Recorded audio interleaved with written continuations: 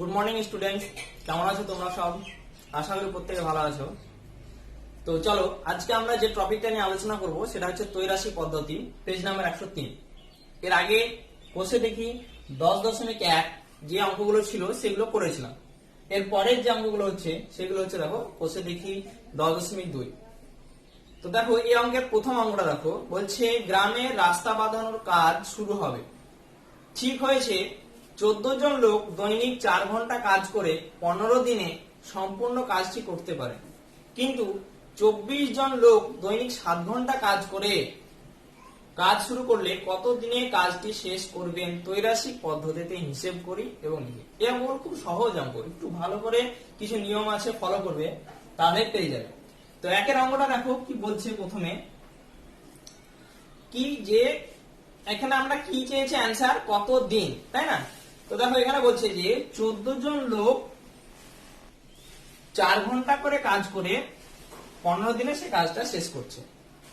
এবার 24 জন লোক 7 ঘন্টা করে যদি আমরা কাজ করতে কত দিনে শেষ করবে।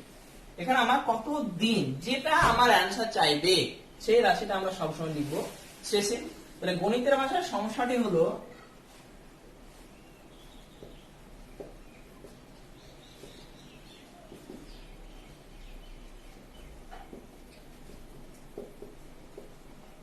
কি সমস্যা, যে প্রথমে কত চেয়েছে কত দিন, অর্থাৎ দিনটা আমরা শেষে লিখব।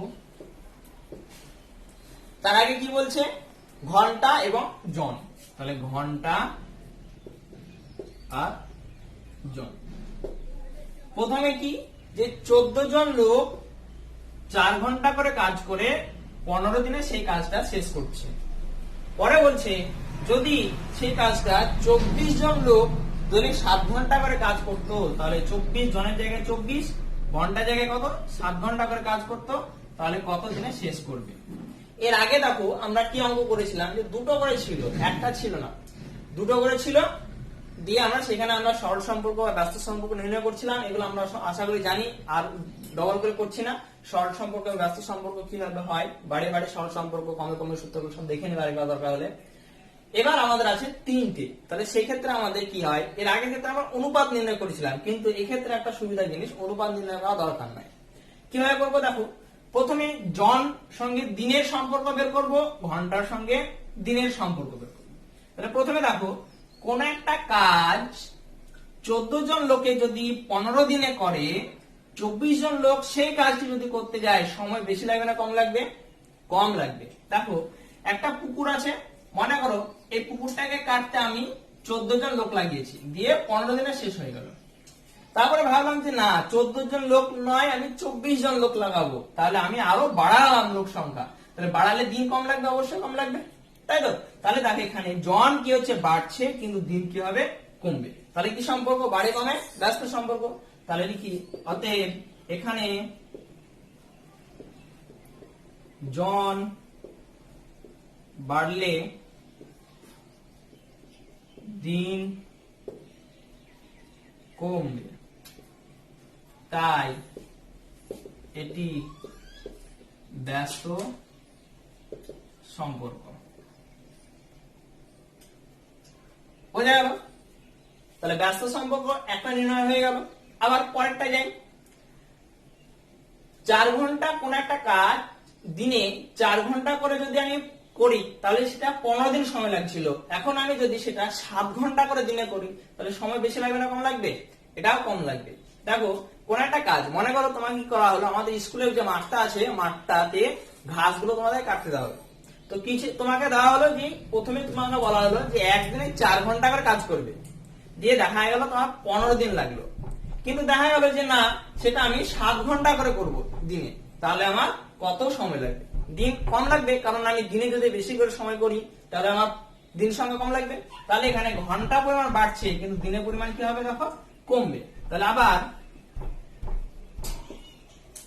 ঘন্টা দিন বাড়লে দিন কমবে, তাই এটি কি সম্পর্ক, ব্যস্ত সম্পর্ক।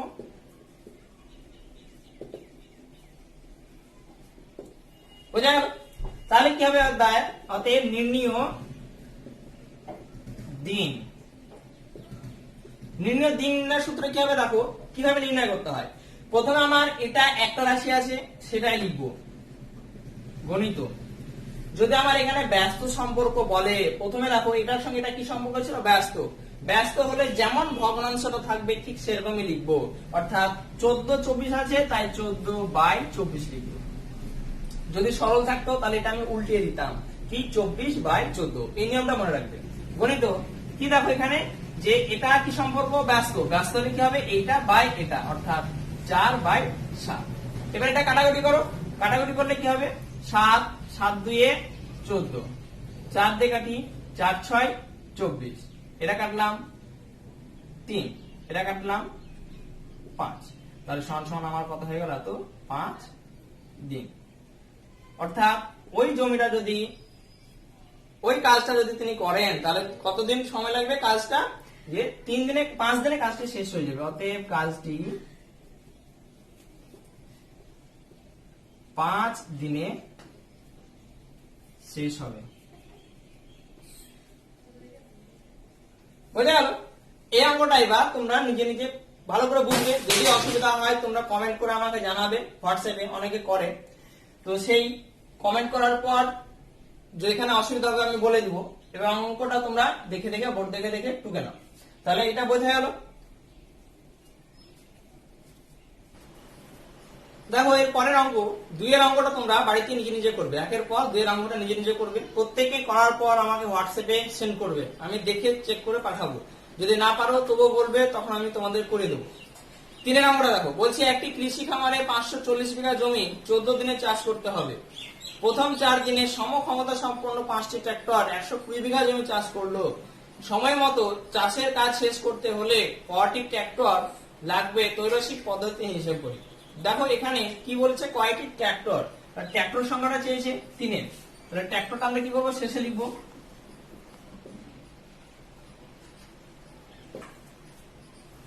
পরে বাকি রাশি দুটো কি বলেছে, বিঘা আর দিন। তাহলে দিনটা এখানে লিখি, এটা হচ্ছে বিঘা। দ্বিতীয় ক্ষেত্রে দেখো কি বলেছে, 4 দিনে 5টি ট্রাক্টরে 120 বিঘা জমি চাষ করে। তার মানে বিঘার জায়গায় লিখবে 120 বিঘা, দিনের জায়গায় লিখবে কত, 4 দিনে ট্রাক্টর কটা লাগছে, 5টি। তাহলে মোট আমার জমি ছিল কত, 540। মনে করো এরকম একটা জমি, জমিটা হচ্ছে কত, 540 বিঘা। এই জমিটা চাষ কত দিনে করতে হবে, 14 দিনে।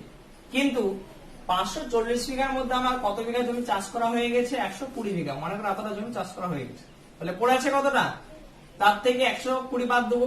540 মাইনাস 120 সমান সমান 420। তাহলে 420 বিঘা জমি পড়ে আছে। এবার টোটাল জমিটা চাষ করতে কত দিনে হতো, 14 দিনে, কিন্তু আমার 4 দিন অলরেডি অতিবাহিত হয়ে গেছে। তাহলে আর কতদিন সময় পড়ে আছে আমার, 14 থেকে 4 বাদ দিই, 10 দিন। 10 দিনে যদি চাষ করা হয় ট্রাক্টর সংখ্যা কত হবে, দেখো অঙ্কটা করি। এবার সম্পর্ক নির্ণয় করব। দেখো প্রথমে বিঘার সঙ্গে ট্রাক্টরের সম্পর্ক। তাহলে বিঘার থেকে কি দেখো, 120 বিঘা জমি চাষ করতে যদি আমার 5টি ট্রাক্টর লাগে, 420 বিঘা জমি চাষ করতে ট্রাক্টর সংখ্যা বেশি লাগবে না কম লাগবে, অবশ্যই বেশি লাগবে। কারণ বিঘা আমার বাড়ছে, বিঘা পরিমাণ 420 বিঘা থেকে আমার 120 বিঘা থেকে 420 বিঘা গেল। তাহলে কি হচ্ছে, আমার 5টা ট্রাক্টর থেকে অবশ্যই বেশি ট্রাক্টর লাগাতে হবে। তাহলে এখানে আমার বিঘার পরিমাণ বাড়লো, ট্রাক্টর পরিমাণও বাড়বে। তাহলে এখানে বিঘা বাড়লে ট্রাক্টর বাড়বে, তাই এটি কি সম্পর্ক হবে, বাড়ে বাড়ে সরল সম্পর্ক। তাহলে এটা হলো সরল সম্পর্ক। এবার দ্বিতীয় ক্ষেত্রে বের করে দিনের সঙ্গে ট্রাক্টরের। কোন একটা জমি 4 দিনে চাষ করতে 5টা ট্রাক্টর লাগে, সেই জমিটা যদি আমার 10 দিনে চাষ করতে হয় ট্রাক্টর সংখ্যা বেশি লাগবে না কম লাগবে, অবশ্যই কম লাগবে। মনে করো তোমাদের স্কুলে যে জমিটা আছে, জমিটাতে মনে করা হলো যে 4 দিনে তোমাকে চাষ করতে দেওয়া হবে। 4 দিনে তুমি 5টা ট্রাক্টর লাগিয়েছো, ঠিক আছে। আবার পরে অন্য একজন কি করলো যে না, তাকে দেওয়া হলো যে না 4 দিনে নয় তুমি 10 দিনে করো, তাহলে 10 দিনে কি ট্রাক্টর সংখ্যা অবশ্যই কম লাগবে, তাই না? তাহলে এখানে দেখো দিন বাড়ছে কিন্তু ট্রাক্টর সংখ্যা আমার কমবে, তাহলে এটা কি হবে? ব্যস্ত। আবার দিন বাড়লে ট্রাক্টর কমবে, বাড়ে কমে কি সম্পর্ক? ব্যস্ত, তাই এটি ব্যস্ত সম্পর্ক। বুঝা গেল? অতএব নির্ণীয় ট্রাক্টর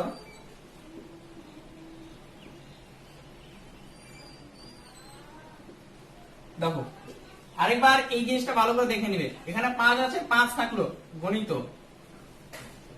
এই ক্ষেত্রে আমার কি সম্পর্ক ছিল? সরল। আগের অঙ্কটা আমি কি বললাম, যদি ব্যস্ত থাকে তাহলে এটা উল্টাবে না, 14/140 ছিল, 120/420 বসে যাবে। কিন্তু এক্ষেত্রে আমার কি আছে? সরল। সরল হলে কি করব? এটা উল্টে লিখবো। তাহলে কি হবে? এটা 420 আছে এখানে উপরে হয়ে গেল, আর নিচে হয়ে গেল 120। পরে এটা দেখো কি বলছে, এটা ব্যস্ত সম্পর্ক ছিল। এটা ব্যস্ত হলে কি হবে? এটা আমার উল্টা হবে না, 4 ছিল 4ই থাকবে, নিচে 10 ছিল 10, তাহলে এটা হয়ে যাবে আমার 4/10। এবার আমরা কাটাকুটি করব। কাটাকুটিটা ভালো করে দেখো, এই 10-এর একটা শূন্য, এই 10-এর একটা শূন্য কাটলো। আচ্ছা, এই শূন্যটা কাটি, এই শূন্য কাটলো। উপরে আছে আমার 5, 5 দুগুণে 10, এই 2, এই 4 কাটে, 2 দুগুণে 4, এই 2 দিয়ে এই 12, 6 দুগুণে 12, 2 দিয়ে কাটলাম, কত হবে?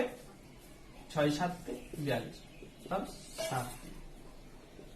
তাহলে আমার 420 বিঘা জমি চাষ করতে 10 দিনে কতটা ট্রাক্টর লাগবে? 7টি। তাহলে আমার এক্সট্রা ট্রাক্টর আরেকটা আনতে হবে, কটা?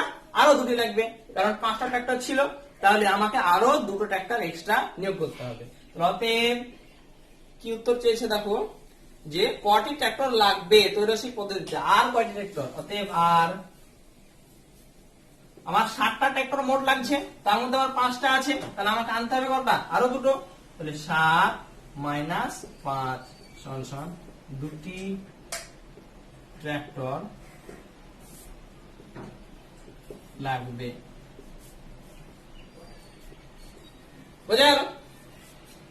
এবার অঙ্কটা তোমরা বোর্ড থেকে টুকে নাও ভিডিওটা পজ করার পর। এরপরে পরের অঙ্কটা দেখো, 4-এর অঙ্কটা তোমরা নিজে নিজে করবে, 5-এর অঙ্কটা ইম্পর্টেন্ট অঙ্ক, এবং 5 পর্যন্ত আমরা আজকে করব। চলো দেখো 5-এর অঙ্কটা করি।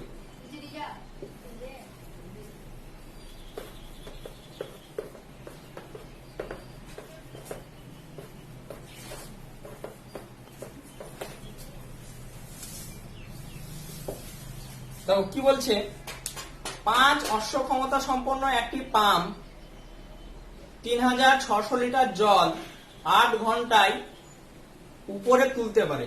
7 অশ্ব ক্ষমতা সম্পন্ন পাম্পের 63,000 লিটার জল তুলতে কত সময় লাগবে? একইভাবে আমরা 3টে রাশি লিখে নিই, লিখে নেওয়ার পরে অঙ্কটা করব। তাহলে এখানে কি চেয়েছে? কত সময় লাগবে। তাহলে সময়টা আমরা চেয়ে নিই, লাস্টে লিখবো সময়। তারপরে কি চেয়েছে? তারপর বাকি 2টো রাশি কি আছে? জলের পরিমাণ আর অশ্ব ক্ষমতা, তাই তো? তাহলে এখানে হচ্ছে আমরা লিটার দিই, আর এটা অশ্ব ক্ষমতা। প্রথমে কি বলেছে? 5 অশ্ব ক্ষমতা সম্পন্ন 36,000 লিটার জল উপরে তুলতে কত সময় নেয়? 8 ঘন্টা।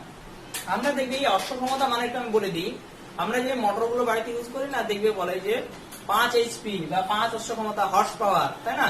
হর্স পাওয়ার হচ্ছে অ্যাকচুয়ালি ওই মোটরের ক্ষমতা, বা যে মোটর বা যে পাম্পটার সাহায্যে আমরা জল উপরে তুলি সেই তার ক্ষমতা।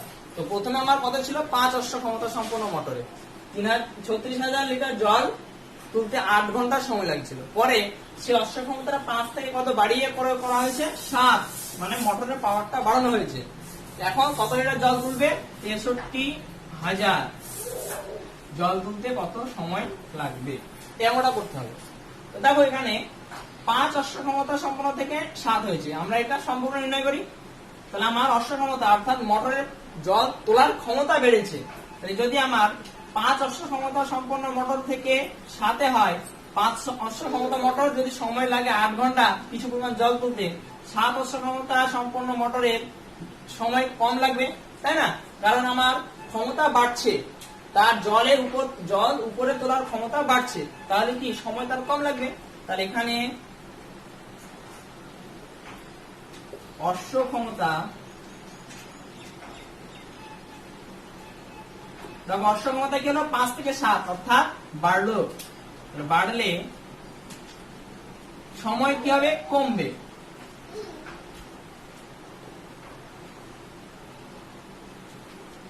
তাই এটি ব্যস্ত সম্পর্ক, কারণ আমরা জানি বাড়ে কমে ব্যস্ত সম্পর্ক। আবার দেখো একটা মোটরে মনে করো 36,000 লিটার জল তুলতে 8 ঘন্টা সময় লাগে। এখন 63,000 লিটার জল তুলতে সময় বেশি লাগবে না কম লাগবে? অবশ্যই বেশি লাগবে, কারণ জলের পরিমাণ বাড়ছে, তাহলে সময় আমার বেশি লাগবে। তাহলে লিটার আমার কি হবে? এটা 36,000 থেকে 63,000 বাড়লো, সময় কি হবে? বাড়বে। আবার লিটার বাড়লে সময় বাড়বে। তাহলে এটা কি সম্পর্ক? বাড়ে বাড়ে সরল সম্পর্ক।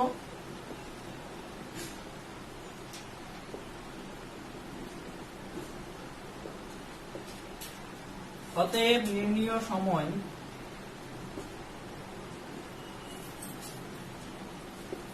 কি হবে? দেখো নিয়ম কি, এখানে 8 আছে, 8 থাকলো গণিত। এটার ক্ষেত্রে কি সম্পর্ক পেয়েছিলাম? ব্যস্ত। আর আমরা বললাম যে ব্যস্ত হলে যেটা থাকবে সেটাই উল্টাবে না। তাহলে কি হবে? 5/7। এটা যদি সরল সম্পর্ক হতো তাহলে কি হয়ে যেত? 7/5 হতো। আবার পরেরটা কি? সরল। দেখো এখানে সরল আছে, তাহলে এটা উল্টে যাবে। তাহলে গণিত 63,000/36,000। কাটাকুটিটা দেখো, আমরা 0 0 কাটি, উপরের 3টে 0, নিচের 3টে 0। 7 দিয়ে কাটি, 7 9 63। আবার 9 দিয়ে কাটি, 4 9 36। আবার 4 দিয়ে কাটি, 4 দুগুণে 8। কত হলো? 10 ঘন্টা।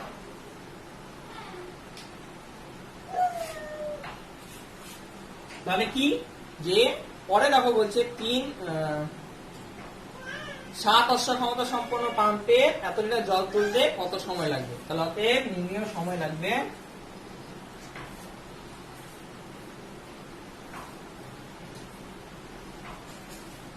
10 ঘন্টা। বোঝা গেল? তাহলে এই অঙ্কগুলো তোমরা বোর্ড দেখে অর্থাৎ ভিডিও স্কিপ করে তোমরা সব অঙ্কগুলো টুকে নিবে। 6 অঙ্কটা তোমরা পারবে, একইভাবে নিজে নিজে করার চেষ্টা করবে। তাহলে বাড়ির কাজ থাকছে তোমাদের 2 4 আর 6। ঠিক আছে?